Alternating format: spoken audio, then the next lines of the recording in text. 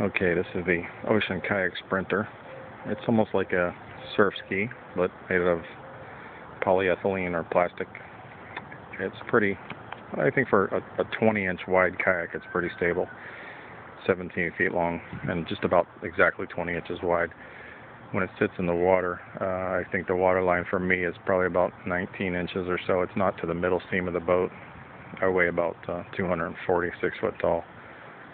So it has a huge front area. It's got a Gaspachi storage hatch in it. This one just has some bungee cords holding it down now. I haven't put the straps over it. It has a pedal system, which is almost like a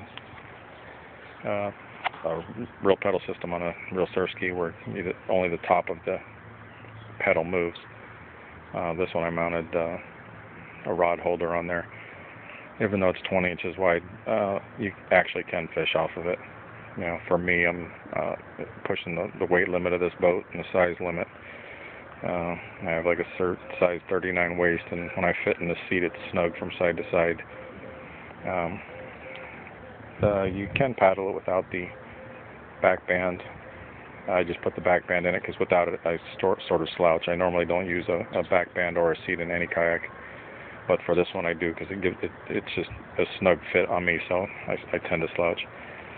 It has a access hatch in the center between the seat, but for me, at 240 pounds, I can't use it because when I'm in the water, that's the water level inside the boat.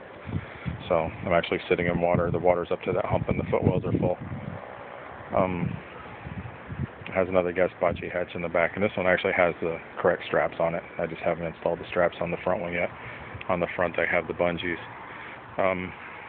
If you have these type of hatches, it's always good to have straps over, because if the boat takes a big hit or pounds on something, those things can pop off like a top of a can or something. So you want to at least keep them down so they don't pop completely off the boat. When they're like this, they can't pop off at all. The boat has a pretty nice rudder on it. I do like this rudder. The rudder is similar to what's on a Scupper Pro. It only takes one cable to deploy it. This one right here. And it goes into this cleat right here. All you do is lift it up. And when you lift it up and let go of the cable, it goes down. And then when you pull this back forward, it locks it back in place.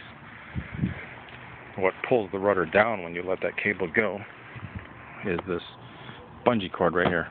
The bungee cord goes around and underneath the pulley and up. So when you let this go, it allows this to fold back. So when the rudder is in the down position, it's spring loaded into the down position. So that way, if you hit rocks or anything like that, it automatically folds up, which is really good.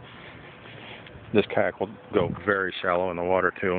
I think I can probably paddle in 4 inches of water, you know, and that's doing pretty good.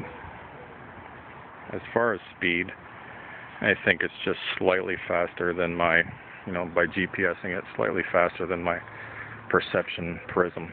And don't get me wrong, a Perception Prism is not a slug. It's not a barge like some of these other kayaks I have out now. The Prism is 14 by 26 wide, and this right here is, I would say, 0.2 of a mile an hour faster on GPS than the Prism.